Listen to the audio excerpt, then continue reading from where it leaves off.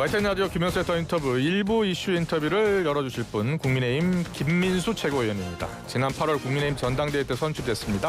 국민소통특위위원장도 맡고 있습니다. 네, 최고위원님 나와 계시죠? 네, 안녕하세요. 김민수입니다. 반갑습니다. 네, 안녕하세요.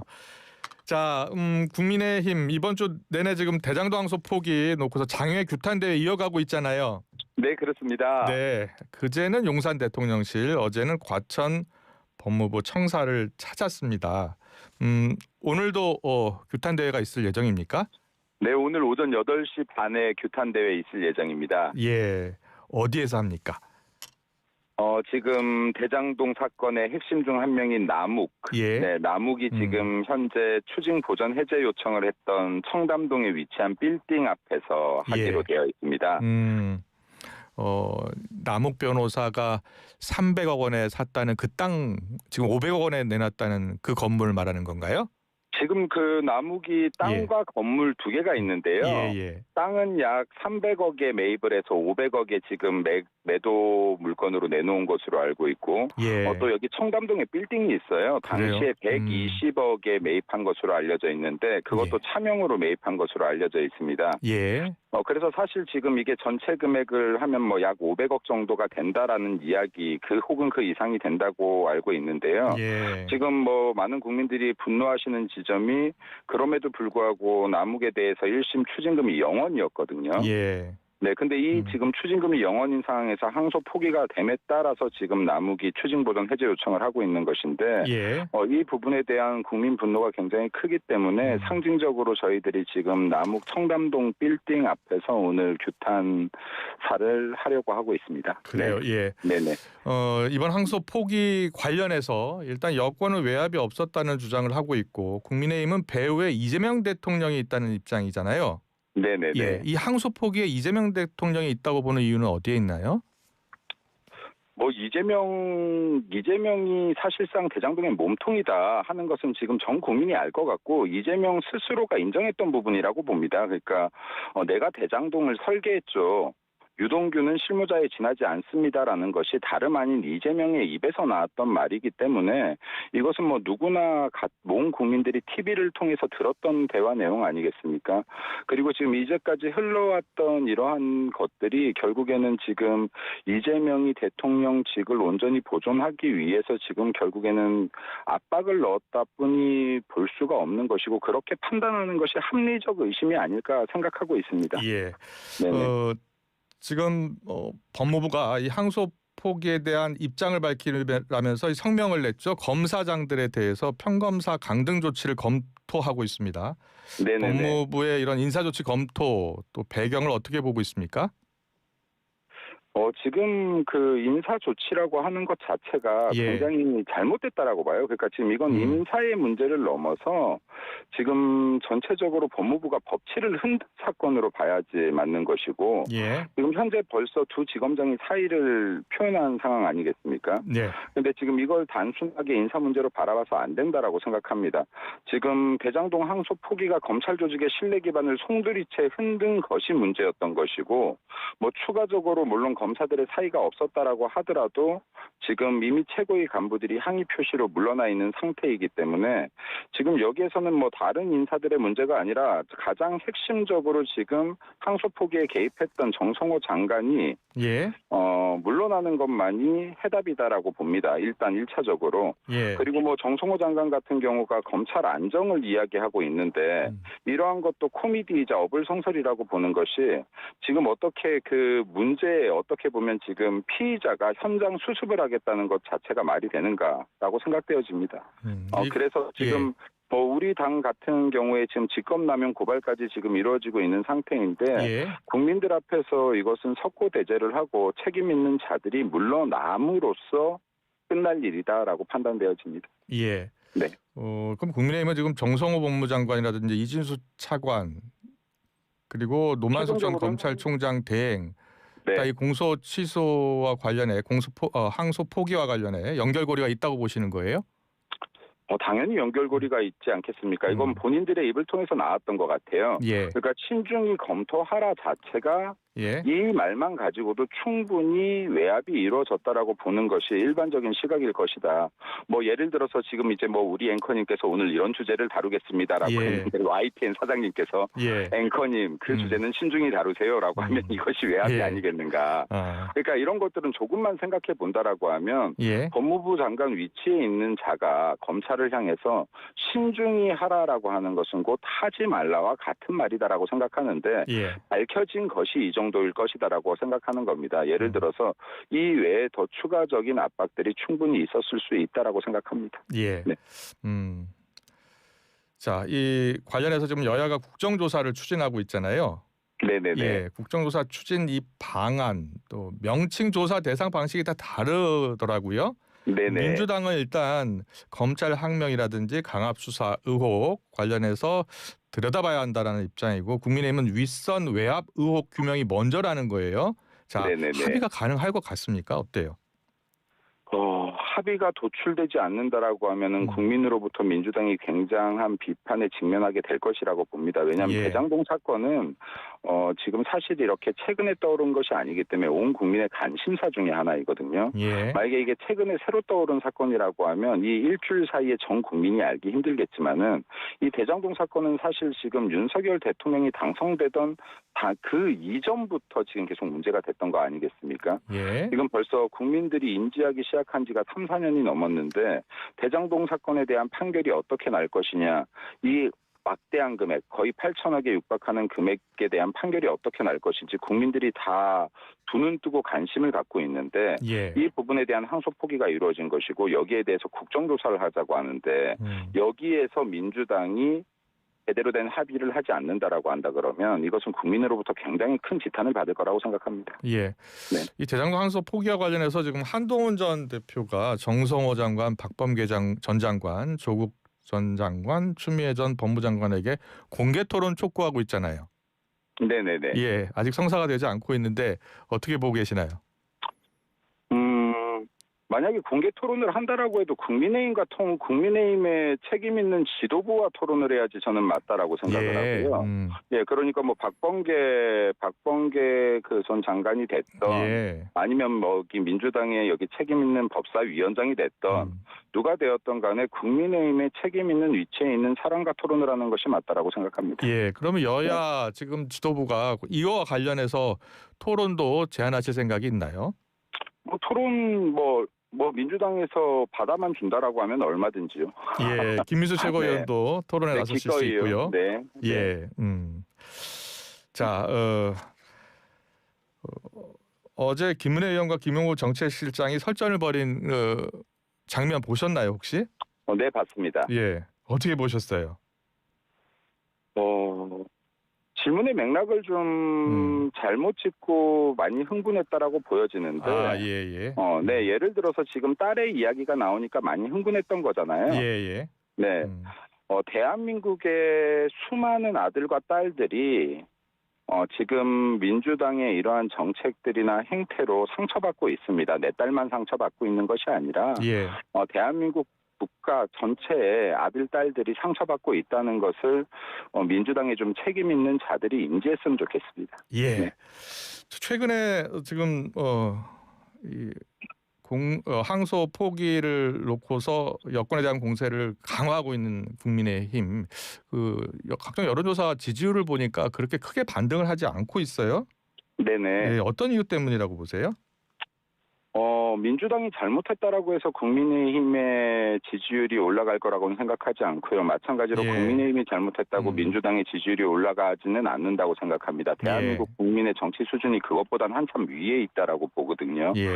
그런데 중요한 것은 뭐 통상적으로 최근에 이 레거시 미디어들이 지지율을 이야기할 때 그 면접자 질문 방식으로 된 그 여론조사를 많이 사용하는 것 같아요. 근데 이게 지금 최근같이 이게 여당에서 정치 보복이 심하고 그리고 예. 뭐 공무원들까지 다 수사한다고 하고 야 이거 이러한 상황에서는 면접자들이 전화한 질문에 대한 이 여론조사가 정확히 나올 수가 없다라고 봅니다. 예. 그래서 ARS 위주의 여론조사들을 살펴본다라고 하면 분명한 것은 국민의힘의 지지율은 전당대회 전 10% 후반에서 20% 초반대에서 30% 초반 중반까지 올라오는 상승 곡선을 타고 있다라고 보여지고요. 예. 여기에서 갇혀서 더 뛰어넘지는 못하고 있는 것 같아요. 예. 근데 이 부분에 대해서는 이제 저희들이 더 잘해야 된다. 그러니까 국민의힘 역시도 지금 강력한 투쟁으로 어느 정도 지지율 상승을 이끌었고 민주당의 이런 잘못된 부분들을 많이 밝혀내기도 했는데 예. 여기에서 국민들에게 사랑을 받기 위해서는 여기서 저희들이 더 노력하는 구간도 분명히 필요하다라고 생각합니다. 그래요. 예, 이 여론조사를 좀 더 자세히 들여다보면은 중도층의 지지율이 높게 나오지 않고 있어요. 그래서 중도 외연 확장을 위해서 좀 더 중도 지지층을 위한 행보를 해야 되는 것 아니냐, 지나치게 우파 결집만 하는 것 아니냐라는 지적도 있거든요. 어떻게 보세요? 민주당은 평생 자기집 결집만 하는데도 항상 이겨요. 그렇게 보시는군요. 예. 내 집이 결집이 안 된 상태에서 중도 확장이라고 하는 것은 레토릭에 지나지 않는다라고 보고요. 예. 그리고 중도들이 우리를 지지하게 하는 거는 두 가지 방안이 있다라고 봅니다. 하나는 중도들이 민주당을 배척하는 방법이 있고요. 예. 또 다른 하나는 우리들이 더 큰 매력을 발휘하는 것이 있는데 첫 번째는 지금 우리가 민주당이 잘못하고 있는 것들 수많은 지금 뭐 법치를 파괴하는 행위라든지 자유에 대한 억압을 하고 있는 행위라든지 이런 것들이 충분히 국민들에게 아직 알려지지 않았다라고 생각합니다. 예. 그렇기 때문에 이러한 부분에서는 투쟁을 더 강화시켜야 되는 것이고 그리고 두 번째 우리들의 더 매력을 끌어내기 위한 것들은 지금 이제 향후 선거가 다가옴에 따라서 우리 당이 이렇게 준비하고 있는 민생을 위한 정책들이 많이 있습니다. 이런 부분들을 통해서 중도 확장을 할 수 있는 기회, 우리들이 외연 확장을 할 수 있는 게 충분히 더 있을 것이라고 생각하고 있습니다. 예, 어제 국민의힘 의원들 단톡방에 여러 이야기가 나왔는데 이 당명도 바꾸고 재창당 수준의 결단을 해야 한다는 목소리가 있었나 봐요. 네네. 들으셨어요? 네네, 들었습니다. 예, 어떻게 생각하세요? 레토릭이라고 생각합니다. 레토릭이요? 예. 네, 그 얘기도 많이 나왔어요. 당명을 바꾸고 전 당명 바꾸는 데는 적극 찬성이고 제 공약 중에서도 당명을 바꾸겠다가 있었거든요. 예. 근데 그 이유는 지금 국민의힘이라는 이 당명 자체가 보수주의나 자유주의의 성격을 전혀 띠지 못하고 있기 때문에 제가 당명을 바꾸자라는 이야기를 했었었는데 예. 당명이나 당을 창당 수준으로 바꾼다는 것에 전제돼야 되는 것 사람입니다. 사람이 시스템의 꼭대기에 있거든요. 근데 지금 사람들의 마음이 먼저 바뀌어야 되는 것이고 사람들이 지금 보수주의의 가치에 대한 재정립이 필요한 것이고 지금 민주당에 대해서 투쟁하는 이 마음의 결기가 바뀌어야 되는 것이고 그리고 진짜 국익과 국민을 위해서 정치하겠다라는 마음이 먼저 바뀌어야 된다고 생각합니다. 지금 당장에 우리 당의 구성원 어떤 누구도 바꾸지 못하지 않습니까? 아직 임기들이 남았으니 그러면 사람을 바꿔야죠. 여기에 사람들의 마음을 바꿔야 되는 것이고 사람들의 행동을 바꿔야 되는 것이라고 생각합니다. 예. 자, 이 국민의힘 윤리위원장 여상원 변호사 있잖아요.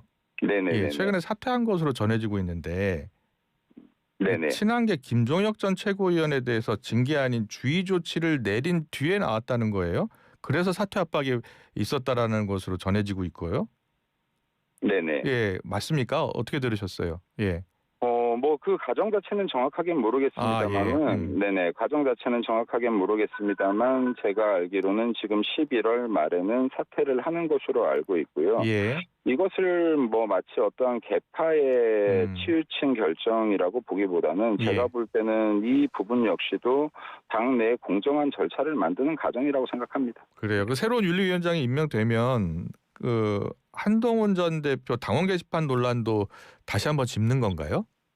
짚어야 된다고 생각합니다. 저는 개인적으로. 네, 저는 개인적으로 반드시 짚어야 된다라고 생각하고 만약에 당내에서 이걸 짚고 넘어가지 않는다라고 하면 아마 제가 가장 큰 목소리를 내게 되지 않을까 생각합니다. 그래요. 예. 네네. 당의 단합과 관련해서는 특히 한동훈 전 대표도 끌어안고 가야 한다. 유승민 전 유승민 전 의원도 마찬가지다라는 시각이 있거든요. 어떻게 생각하세요?